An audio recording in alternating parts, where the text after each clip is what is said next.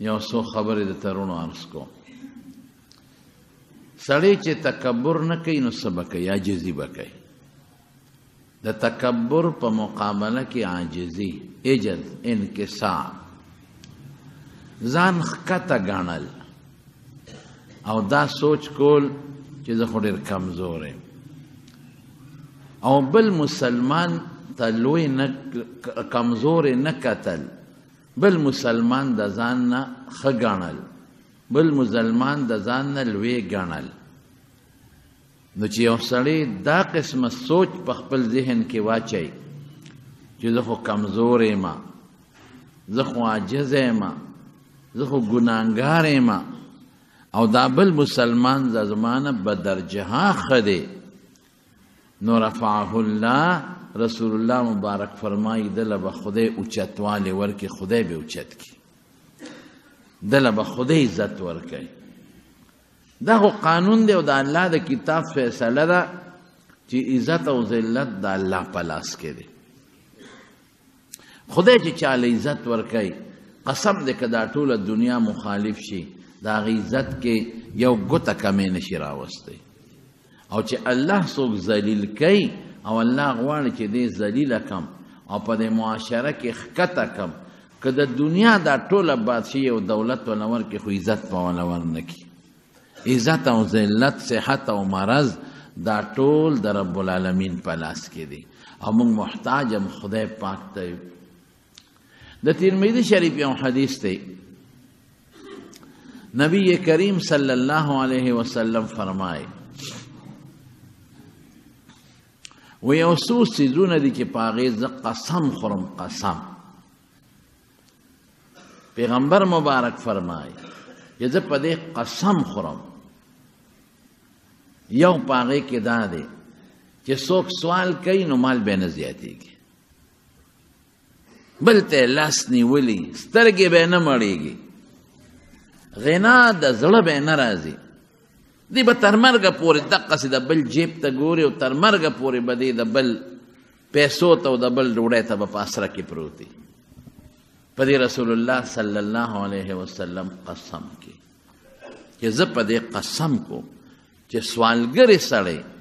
دی به غني کېږي نه، د ده زړه کې به اطمینان نه راځي، دی به هر وخت بل ته ځان محتاجه ګڼي، د بل نه به تمه کوي. چې پیغمبر مبارک په قسم وخوري زما وروڼو، نو دې کې څه شک کېدی شي؟ زمونږ خو د ایمان دی چې د حضور پاک خبره بې قسمه به موږ منو. پیغمبر مبارک خو هغه شخصیت دی چې د پیغمبرۍ نه مخکې کافرانو د هغه صدق منلی چې دا رښتونه دی، او د پیغمبرۍ نه پس هم د پیغمبر علیه السلام په جامه چې ته د دروغو داغ نه دی راغلی، څوک نشي ثابتولی چې په دې مقام کې د دروغ ویلی دی. دا یوه شو. او دویم چې رسول الله مبارک په قسم خوري هغه دا چې یو سړی بل ولا راشه ورته وایي چې ما وبخه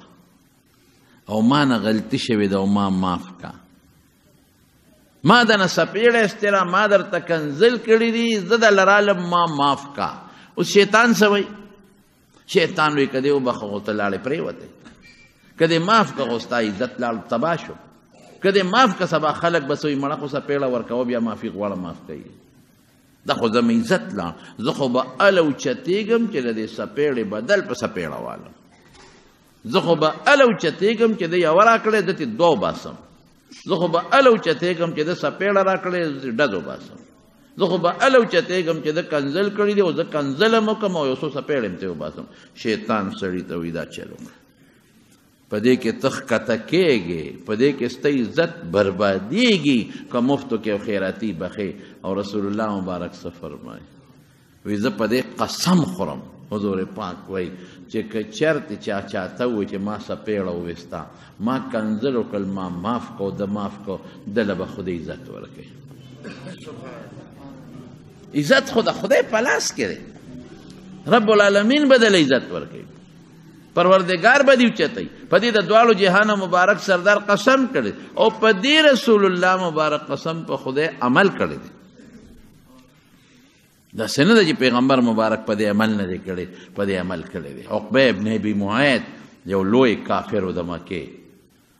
او د مکې په کافرانو کې بدماش ټیپ سړی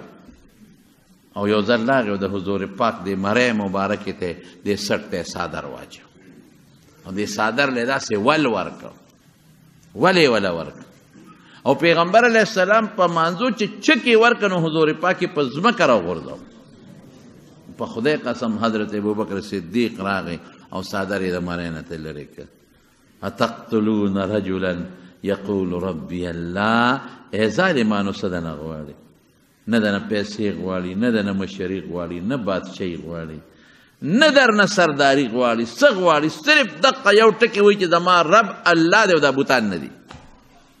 نو هغه سړی وجنه لیکن رسول الله مبارک هغه سره گزاره وکړه یې ورته ونه حالانکه پیغمبر مبارک د یو قوم خاوندو حضور پاک د یو طاقت خاوندو حضور پاک د یو نسب خاوندو ایسې نشو کولی دغه وخت سره خو یې ورته څپېړه ورکولی شو که نه پښتانه وي ځان به در باندې ووام ته زورورې زار به در باندې ووام خو بدل خو به درنه واخلم که نه لیکن پیغمبر مبارک دا نه دي کړی او د حضور پاک په صفتونو کې په پخوانو کتابونو کې چې کوم صفت راغلی دی هغه څه دی ادا دی چې دی به د ستغې په مقابله کې نرمي کوي دی به د بدو په مقابله کې بد نه کوي عفو به کوي د خپلو ملګرو کې دا بانډیسیان خو به داسې وو چې هغې خو به د دې عامو حالاتو نه ناخبر وو هغې ته خو پیغمبر علیه السلام به یو نظر ولیده لا پوره د دین او د شریعت د ادبو نه نو خبر نو په یو مقام کې نبی کریم صلی الله علیه وسلم په یو جهاد کې ناستو یو باندې سی راغی او د پیغمبر علیه السلام دا څادر یې داسې ونیو زور یې ورکړ چې د پیغمبر مبارک په دې سټ هغې څادر چاپه جوړه کړه دومره زور یې ورکړ او ورته څه وایي وی تاله چې خدای کوم مال درکړی دی چا به د هغې نه ماله راکړه پیغمبر علیه السلام ورته موسکی شو حالانکه که دغه وخت کې ورته راټه راټلی شو څپېړه یې تېسته څپېړه یې ورکولی شوه ستغه یې ورته ویلی شوه ورته ویلی شو چې دا د خدای مال دی خو دې کې ستاسو نه کېږي ښه دا چې چا جهاد وکړه د هغه دی مله مری له ولې زور راکړي په ارام کښېنه اطمینان سره نه موسکی شو ورته او صحابو ته یې ورکړي مله شی وله ورکړي داسې عجیبه خوی داسې عجیبه مزاج او یو ځل چې دا بانډیسیان راتاو شو خو سخي ډېر زیاتو پیغمبر علیه السلام کړ خو دومره سخي و چې یو سړي وله قرط راوړل قرط ته د شملو نه جوړېږي د افغانیان یې پېژني تریو شی دی تریو ډېر ارزان شی دی ارزان بیا او دا ترې پخوا زمونږ په دې بانډو کې به کېدی تره به یې ورته وي داسې اوږدې غوندې وي تره ورته وي دی بادرنګ په شکل نو هغه وله تره راوړه او څه قرط او څه دوه درې ټوکړې ډوډۍ وله راوړه رسول الله مبارک سره هغه وخت کې چې سره سپین را لېږلي موټې د سرو نه ډک کولی ورکوي دا نو حضور پاک خو سخي ډېر زیات نو دا خلک به ترې تاوېدل ماله راکه ماله راکه ماله راکه ماله راکه نو دقسې په یو ځنګل کې ترې خلک راتاو شي وایي ماله ماله ورې کړل نو آخره کې یو کس د رسول الله مبارک څادر هغه څادر اونه کې ونښته نو پیغمبر علیه السلام او فرمایل دا څادر خوراک یې که نه د خدای بندګانو دا خپل څادر خوراک یې وی ارمان که زما د دې ځنګل د اون عمره مال را سره وي دا به هم مې در کې تقسیم کړی ما ته به بیا شوم نه ویلې ښه دا تواضع دا عاجزي په نبی کریم صلی الله علیه وسلم کې او هغه خلک یې بخلی دی هغه خلک چې قسم دی عقل وي چې دا د معاف کولو خلک نه دی مکه مکرمه چې کله فتحه کېدله دا رمضان وتمه هجري وه د رسول الله صلی الله علیه وسلم دوه رشته داران دي یو یې د ترور زوی دی عبدالله ابن ابي امیه یو یې د تره زوی دی ابو سفیان ابن حارث ابن عبدالمطلب دا دوه کسان دي او دا د پیغمبر علیه السلام د ماشوموالي ملګري دا چې کوم په ماشوموالي کې په لوبو کې خلکو سره ملګري وي دی دقسې ملګري دي او دا د ماشوموالي ملګري چې بیا خپل رشته داران هم وي د ترور او د تره زوی دا زړه ته ډېر زیات نږدې وي نو پیغمبر علیه السلام دوی ته ډېر دعوت ورکړي چې مسلمانان شي خو هغوی نه مسلمانېدل الټه به د حضور پاک بد وي نو حضور پاک به هر وخت کې لاس الله ته اوچت کړو یا خدای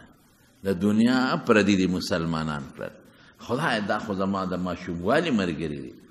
الله دا خو ما سره ماشوموالي کې لوبې کړي دي، خدای دا خو مې د ترور بچی دی او دا بل مې د تره بچی دی، خدای دا به څنګه دوزخ ته ځي. یا الله دا خو مسلمانان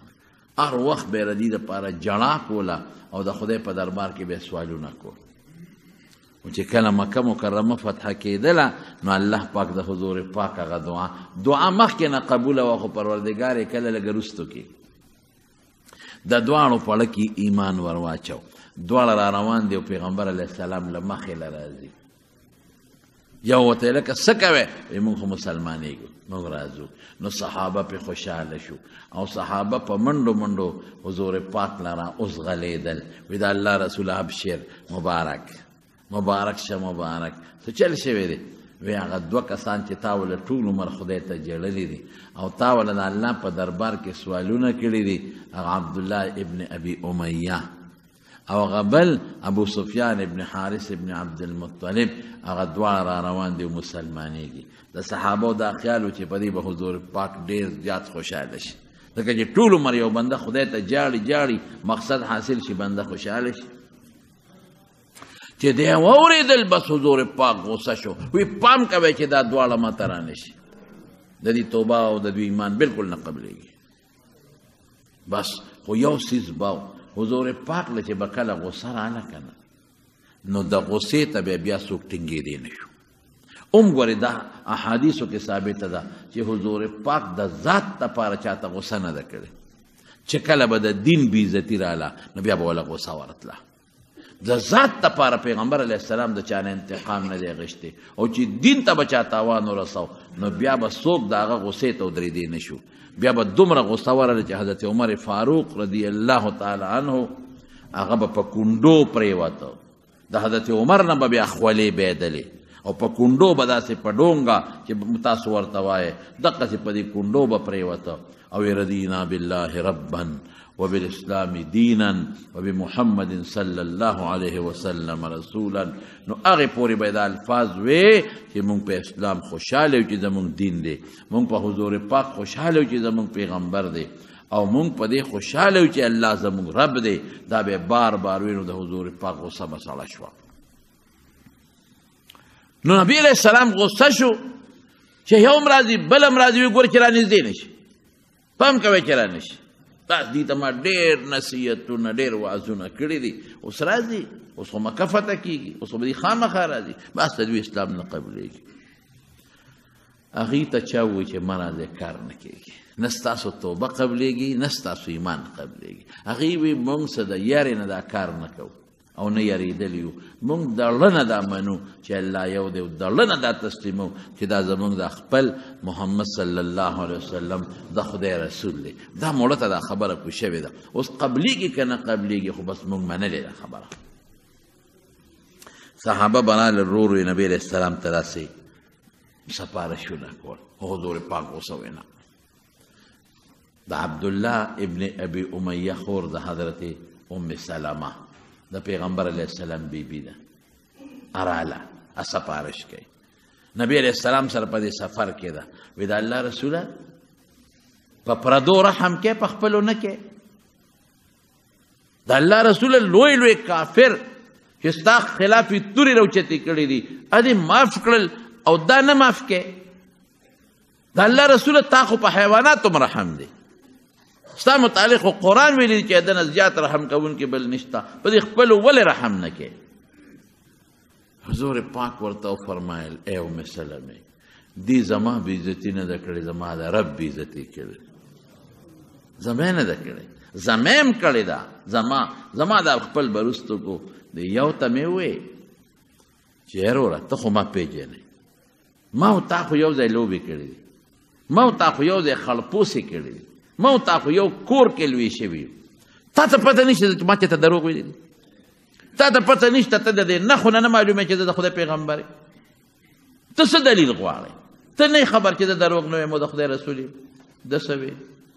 ده وی دا خبرې پرېږده، ته دلیل وی که ما ته الله پاک خط راولېږي او زما په نوم یې پرچه لیکلي، زما په نوم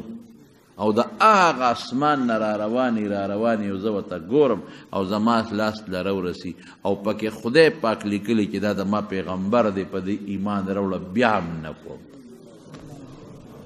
ام سلمې اوس وایه که دې پس ومنه او دې بل څه چل وکړو دې بل ته مو وایي چې ګوره مه کوه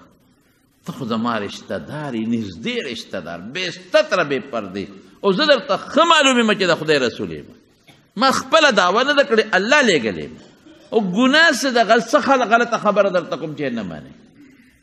پیسې ده نه غواړم دولت ته نه غواړم مشري ده نه غواړم سمه لار درته ښیم چې الله یو د شریک نه لري بس دې کې څه دي قیامت ومنه قبر ومنه دوزخ ومنه زه خو درته ستا خبرې کوم زه خو مشري اوټ نه غواړم دې زمانه کې لکه خلک اوټ غواړي یعنې دنیاوي اوټ خو ما ووایې خو دنیاوي مفاد خو نه غواړم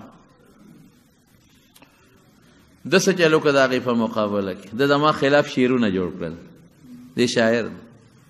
زما جبریل او قرآن او خدای هغه څه یې راپسې په شعرونو کې ووایي چې نن د فارس او د روم د بادشاه نه واله د دنیا په ګوټ ګوټ کې خلک شعرونه وایي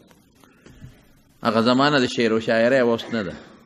ابه ټوله شپه خلکو شعر و شاعري کوله دي خو زما دا چل کړی مسله مې څنګه وبنه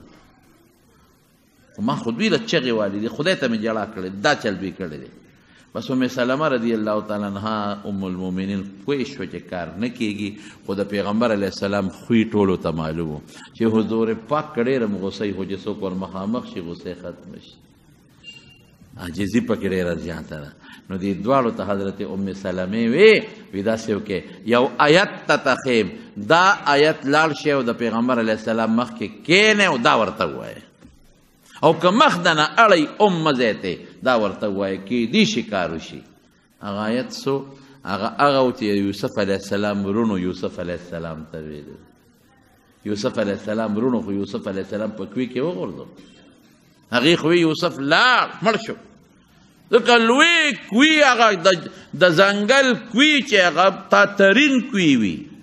هغې کې ور وغورځو جامې یې ترې ویستې او کوی کې ور وغورځو او ترې لاړل او پلار ته یې ویې شرمخ خوړلی دی او چې څنګه یې کوی ته لاړه که ما راته وختي مو وایي چې خدای دې حفاظت کوي والله که څوک دې مړ کړي چې خدای دې ساتي والله که څوک درته نقصان ورسوي ای مسلمانانو خپل خدای ته چغې وهئ ای مسلمانانو الله نه وغواړئ اے مسلمانانو زمونږ هر څه د الله په قبضه کې دي مونږ په هر څه کې رب ته محتاج یو والله که دا یو ویښته م تاله څوک جوړ کړي یا یو ویښته او چې دا ویښته درله خدای سپین کړي چې په دنیا په دارو یې واپس تور نه کړي د خدای داسې قدرت او طاقت دی یو ماشه چې در باندې راوست یو نمرود کبر وکړه کبر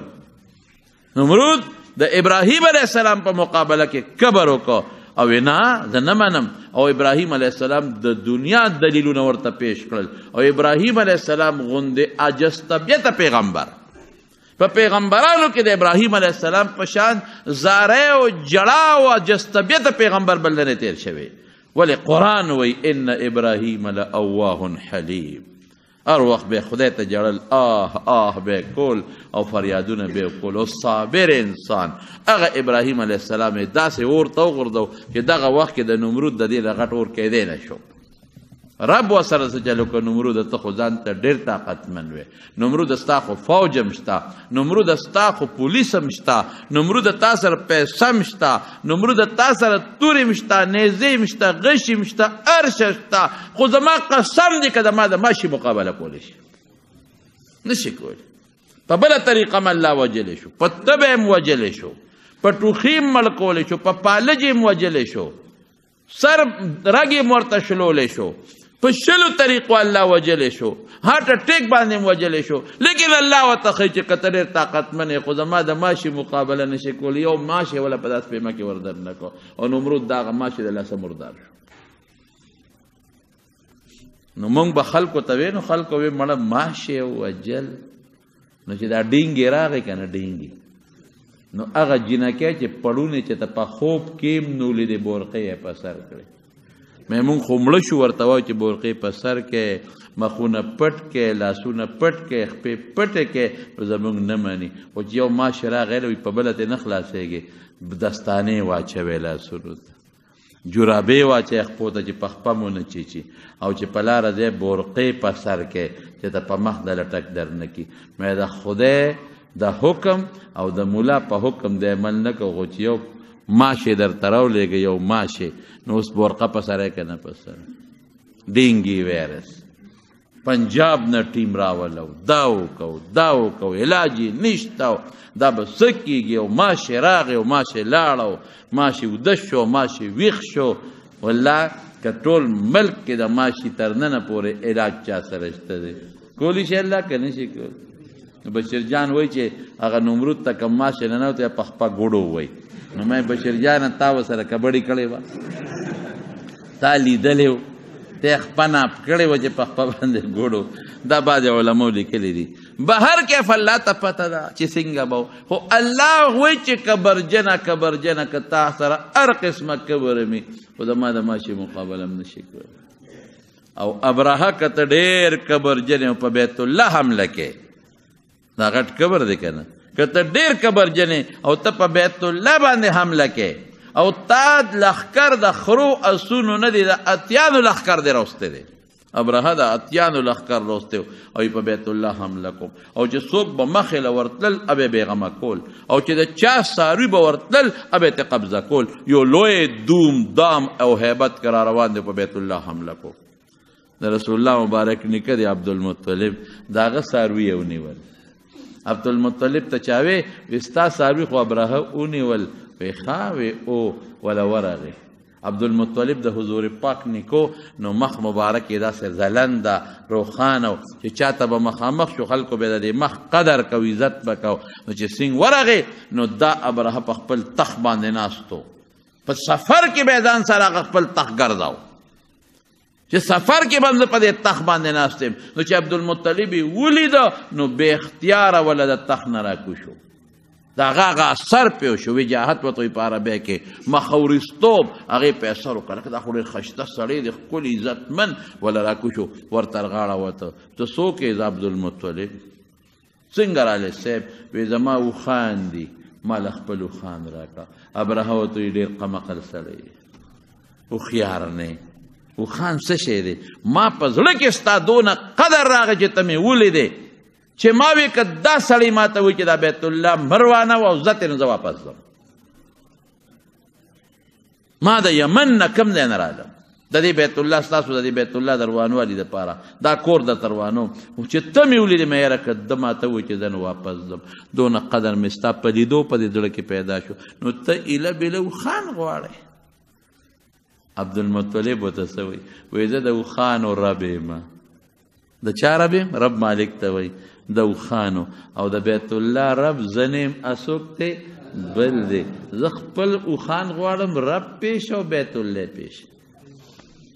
زه د اوښانو مالک یم خپل غواړم د هغې مالک بل دی که تپوس در نه کولی شي اوبه کوي که نه کوي نه به کوي او عبدالمطلب ټول قوم ته وځي بار وځي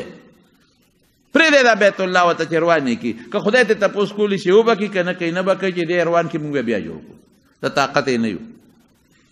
الله څوک لري ابرهه تا سره هغه مخلوق دی چې په ځمکه د هغې نه مضبوط مخلوق بل نشته دا تینه مضبوط مخلوق بل نشته دا زمری د هر حیوان ښکار کوي لیکن تر ننه پورې زمري د اتي ښکار نه دی کړی د اتي په سرمن د ده غاښونه نه ښخېږي دا یې سرمن خدای پاک ورکړی دی اتي دې نشي راپرځولی هغه له دومره طاقت خدای ورکړی دی دا بیله ده که چېرته کمزوری اتي وي یا بیماري رنځوري او راوې پردی بیله خبره ده لیکن اتي تر نه پورې زمري د اتي ښکار نه دی کړی دومره مضبوط طاقت ابرهه تا سره خو اتیان دي را روانې تا سره خو فوج او پولیس دي را روان دي تا سره خو نیزې دي تورې دي او غشي دي په دوم دام را روانې خو زه دې په داسې څیز وام چې د هغې نه به په مارغانو کې کمزورې مرغۍ بل ني ابابیل توتکري باندې دی نه ورسره نیزه شته نه ورسره توره شته نه ورسره غشې شته په دقې دی وام ابابیل رالل د دې توتکرو په شکل مارغانو هغې د دریاب د طرف نه رالل او هر یو سره درې کاڼي یو په یو پنجه کې بل په بله پنجه کې یو په مخوکه کې او په سر د پاسه ودرېدل او چې کاڼې به هغه ځای نه راخطا کړو په دې سر به ورننوته او لاندې به ترې ووت ټول لښکر ریز مریز ختم ټوټې ټوټې شو فجعلهم كعصف مأكول ټول ټوټه ټوټه ریز مریز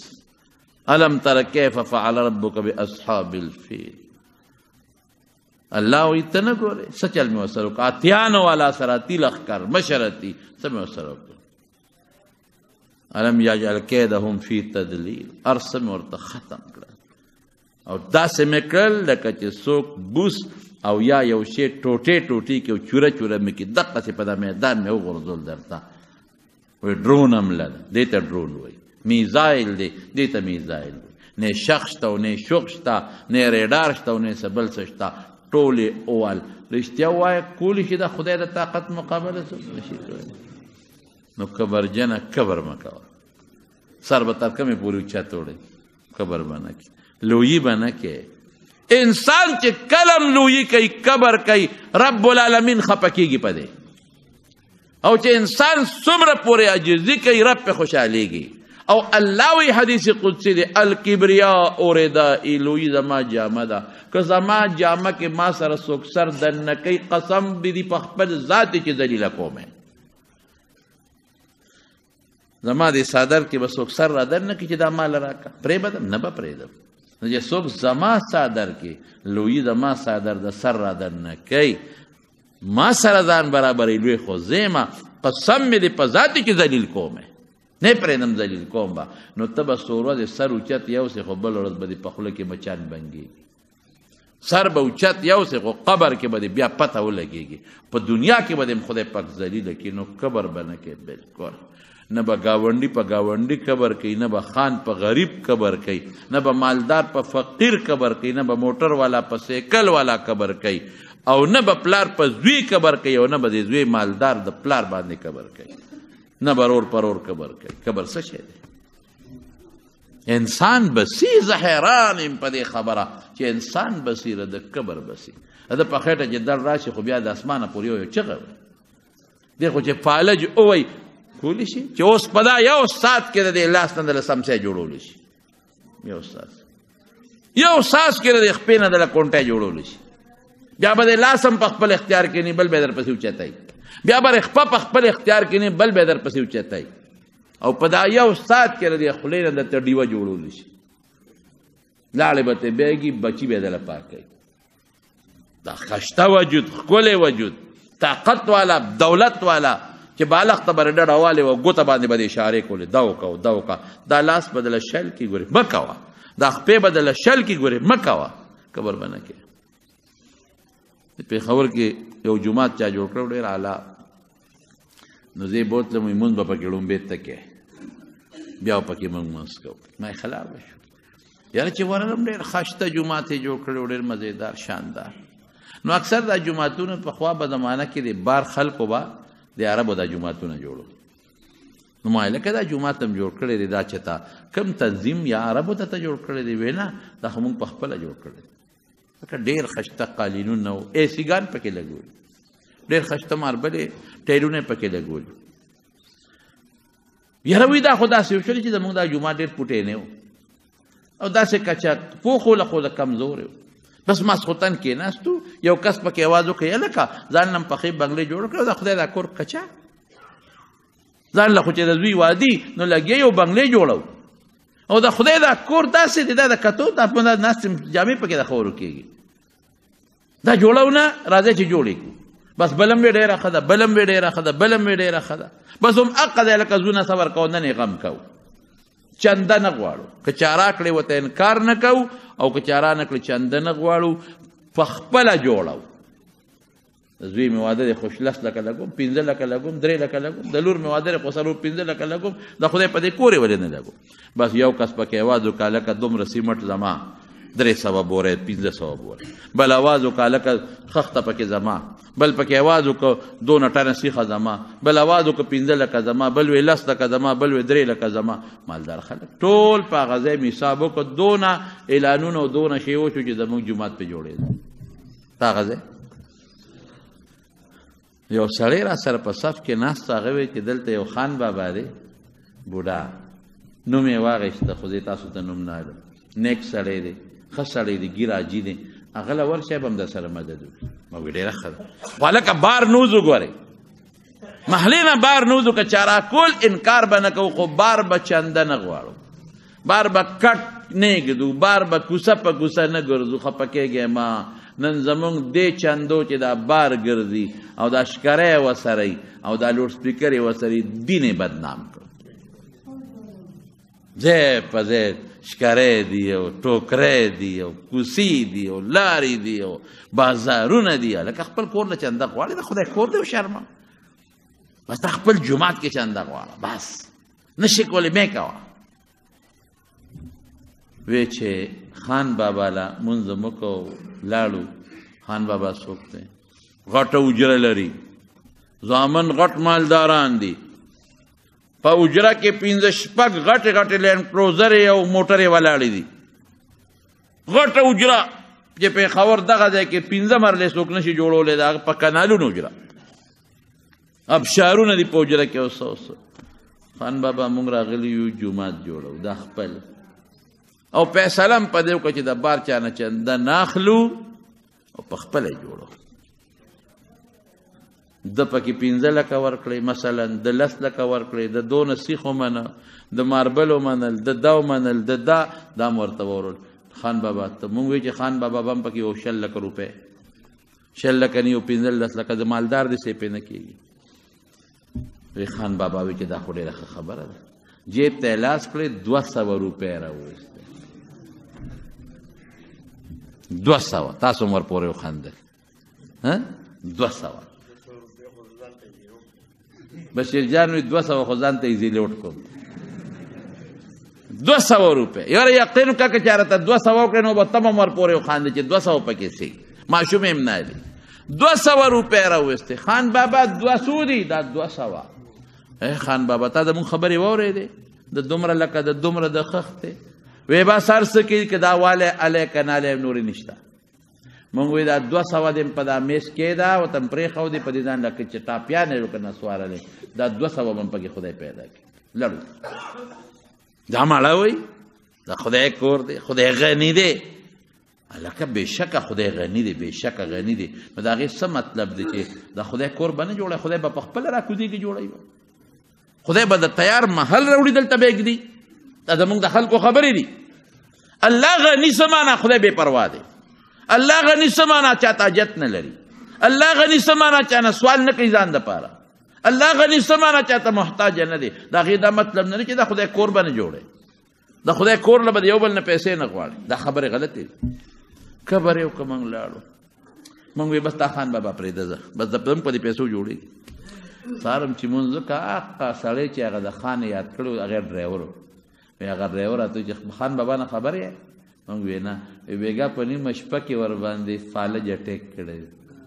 نه خوله کار کوي نه لاس کوي نه خپه کوي او پېښور کې رحمان هسپتال کې پروت دی وایه که نه اوس خدای کولی شي که نه شي کولی موټر دی ستا او ستا لینډ کروزر دی او ستا ټوپک دی او ستا قوم دی تا پیسه ده او ته وایې چې یم خو زه یم ملا صاحب پکې سي ګیره پکې سي پټکې پکې سي مدرسه پکې سي جومات پکې سي ته پکې سي ته څه شي د غلو بوجه جومات کې خو عبادت کېږي ګیره خو د پیغمبر سنت دی پټکې خو د پیغمبر په سر والله که د پیغمبر په سر نو موږ په پټکي څه کول ګیره خو د پیغمبر مبارک و چې د هغه نه موږ له ګیره پرېښوده جومات کې خو پیغمبر منځ کړی دی جوړ کړی دی نو زه ځکه کوم که نه دا خو ته پیغمبر ته سپک ګوره کبر به بلکل نه کوو زما چې څومره مقتدیان یو د هر ځای نه چې راځئ دا خبره به کوو چې کبر به نه کوو لویي به نه کوو عجزي به کوو ته ګوره رزق به خدای درکوي قسم د الله په ذات په دا منبر د تناسم روزي به خدای درکوي قسم د خدای په ذات دلته د تناسم قسم د تقرب عزت به خدای درکوي حیا به خدای درکوي کبر به بالکل نه د پیغمبر مبارک په نقش قدم بدو کنه مونږ خو د حضور مونږ د فرعون امتیان نه یو مونږ د رسول الله مبارک امتیان مونږ د نمرود په نقش قدم نه ځو مونږ د فرعون په نقش قدم نه ځو مونږ د حامان او د شداد په نقش قدم نه ځو مونږ به د حضرت بلال په نقش قدم ځو مونږ به د حضرت ابو هریره په نقش قدم ځو مونږ به د رسول الله مبارک په نقش قدم کو زمونږ امام ابو جهل نه دی زمونږ امام رسول الله مبارک دی زه ولې د انګریز پیښې او نخرې کوم زه ولې د یهودي پیښې او نخرې کوم، زه ولې د هندو پیښې او نخرې کوم، زه به د رسول الله مبارک نقشه د الله خوښوم، او زه به خپلې لور د بیبي فاطمې نقشه خوښوم، او زه به خپلې لور او خپلې خور له د بیبي عایشې نقشه خوښوم. په دې به خوشحالېږم. زه به په دې پوړو درېږم، په دې به کبر نه کوم چې دا پوړ دی. یو صحابي مونځ کو نو ځمکې له پوکې ورکه دوړه و دوړه پوکې ورکه چې تندي ته مې خوره لرې شي. حضور پاک ورته وایي افلحه ترب وجهک، مخ په خاورو ککړ کا، پوکې مو په مخ مانځه کې پرې چا تندی دې په دا خاورو ککړ شي. زو به چرته خاور الله هلته خدای خبر چې په خاورو کې موږ سره څه کېږي. تیارې خاورې چې لاړ شو څه به کېږي؟ د مارونو ماران به یې لړمانان به یې چینجي به یې په دا خاورو کې کفن دی، خاورې به شي، ختم به شي، ډانچه به جوړه شي. هلته یې سم نه پکارېږي. که دلته یو مثال به درکړم چې ته پې پوه شې. د غنم دانه چې تر څو خاورې شوي ني د ده نه تېغه روځي. د غنم دانه ته په رومال کې اونغاړه او په الماری کې کېږده او په فرج کې کېږده، دا به هم هقسې پرتی. د ده نه به میوه کله راوچتېږي، د ده نه به شنه پاڼه کله جوړېږي چې دی ځان خاورې کړي، ځان خاورې کې د نه څانګه ووته، ځان یې خاورې که د میوه ونیوله، ځان یې رک که نو دی کامیاب شي. نو ځان خاورې که چې کامیاب شي، ځان ښکته که عاجزي وکړه. من تواضع لله رفعه الله. ته ګوره چې خدای دې عزت درکوي او که نه درکوي. نبی کریم صلی الله علیه وسلم خبره مې کوله، نو هغه د یوسف علیه السلام رونو خو یوسف علیه السلام سره ظلم وکړ. یوسف علیه السلام له الله څه چل وکړه، دی خو کبر وکړه، لویي وکړه. هغه یوسف علیه السلام پردې غلام، پردې نوکر، بیا جیل ته لاړ او اخره کې خدای پاک د مصر بادشاهي ولا ورکړه. الله چې کوي کولی شي. بادشاهي یې ورکړه، د غلې مالک ورسه شو، دارونه غلې ته محتاج شو، ورله لاړل. چې لاړل ورله هغه خو بیا قصه اوږده ده، خو پېژنګلو راغله. اوهو دا خو زموږ غرور یوسف دی، مونږ خو یې دی خو به ختمي، خو بادشاه دی مونږ ورته محتاج یو، نن یې لاسته ناست یو. خو بادشاه دی مونږ ورته محتاج یو، نن یې لاسته ناست یو. نو هغې ورته یو ټکې وی غرونو ملامته و، تالله لقد آثرك الله علينا وان كنا لخاطئين. زمونږ د قسم د الله په ذاتي ای یوسفه، زمونږ د قسم د الله په ذاتي ای یوسفه چې تا له خدای په مونږ عزت درکړی دی. هارونه ورته وایي مونږ غلطي کړې ده، تا له خدای په مونږ عزت درکړی دی، مونږ غلطي کړې ده. نو یوسف علیه السلام ورته څه وایي؟ همدا خدای پیغمبرو، لا تثریب علیکم اليوم، زه هېڅ ملامتیا نشته، ځان ملامته مه ګڼئ، یغفر الله لکم، خدای مو بخښه، معافې کړل. نو ام سلمه رضی الله تعالی عنها هغه دواړو ته وایي ورشئ حضور پاک ته مخامخ کښېنئ. دغه ټکې ورته ووایه چې دی رالل حضور پاک ته مخامخ کښېناستل، نبي علیه السلام ته مخ داسې واړه، دی بل طرف ته رالل کښېناستل، هغې ته مخ داسې واړه، دی بیا دې طرف ته رالل. هغه ټکې ورته وایي چې کوم د یوسف علیه السلام رونو ویلی و، تالله قسم پالله لقد آثرك الله علينا، تعالی خدای پیغمبر مبارکه په مونږ ډېر لوی فضیلت درکړی. وان كنا لخاطئین، او مونږ خطا کار یو، مونږ نه غلطي شوې ده، بس مونږ معافي غواړو. بس رسول الله مبارک ته چې دا ووې نا وی لا تثریب علیکم اليوم، زمړه هېڅ ملامتي هم نشته، یغفر الله لکم، خدای مو بخښه. دیم ورته ونه وی چې دا م ولې غلطي کوله، دا شعرونه دی ولې ما پسې جوړول، دا زما د الله بېعزتي دی ولې کوله. بس خبره ختمه. دا زمونږ کابرو کې هم دا نقشې پرتې دي. مولانا قاسم نانوتوي رحمت الله علیه کوم چې زمونږ د دارالعلوم دیوبند رئیس او محتمم او بانی مبانی دی، یو سړي به وی دا کافر دی، وی مولانا قاسم صاحب ته چې د پلانکي جومات امام صاحب تا ته کافر وی، وی ښه ما ته کافر وی او تا ته کافر وی. با سړی کې سوچ وکړو چې ما کې به د کفر څه وي که نه، ما ته خو نه دی معلوم، زه خو ځان ته مسلمان ویم، زه خو ځان ته مسلمان ما ته ښکاري. تپوس ته وکړم که د کفر څه خبره پکې دا خو ډېر خطرناک شی دی چې توبه ته وباسم. داسې به څوک وکړي چې تا ته څوک کافر وي ها زه کافر یم ستا هغه پلارم کافر و ستا هغه نیکم کافر و ستا هغه مورم کافره وه او څه چل ما ته کافر غوبل به جوړ شي ته کافر یې نه سار وختي ځان سره یو دو طالبان مولیان واغېستل اقا ملا صاحب چې چا ورته کافر وي هغه پسې لاړه شاته ورپسې په مانځه ودرېد خو نه دې خبره خو مخکې مونځ کوي چې سلامي سنګ وګرځه ویې کتل مولانا قاسم نانوتي ورپسې شاته ولاړ دی ملا صاحب خو اول ویرېد چې خدایا اسې نه را سره باس شروع نه کړي ده سره به څوک باس کوي مناظرې له نه راغلي باس له نه راغلي او دویمه خبره دا ده چې اوس د خلکو مخکې راته وایي چې زه په څه کافر یم ما سره کوم ځای دلیل دی خو خولې نه مې خبره وتې ده مولانا قاسم صاحب ښه په عزت ورغې کونډۍ ماته کې ورته کېناسته مولانا صاحب تا سره یو خبره وایي دي وایي تا د ما متعلق د کفر خبره کړې نو کفر ډېر خطرناک شی دی کافر به همیشه دوزخ کې پروت دی نو که په ما کې د کفر څه خبرې نو ما ته وښایه نو زه به تې اوس توبه وباسم او ستا په لاس به بیعت وکړم اوس به توبه وباسم او ته خو ډېر ښه سړی چې ما کې د کفر ولیده بس اوس توبه وباسم او ستا په لاس بیعت کوم او ایمان راوړم اوس مسلمانېږم ما ته خو ځان مسلمان ښکاري ملا صاحب ورو وروستو کېږي چې خدای څه په جنجال واوړېد نه جی داسې څه خبره نشته نه صاحب ما ته به وایي دا خبره نه کوم ما کې کفر سی باته توبه باس نه کوم در سره مه یارېږه چې د تا سره باس کوم مه یارېږه چې تا نه دلیل غواړم دلیل هم دنه نه غواړم خو که ما کې د کفر څه خبرې ما ته ني معلوم خو د مرتبه ده الله ما ته وښایه چې د توبه وباسم ستا په لاس بیعت کوم مسلمانېږم دې وخت کې اوس استاد جي معافي غواړم مولانا قاسم صاحب دا ما غلطي شوې ده ما معافي غواړم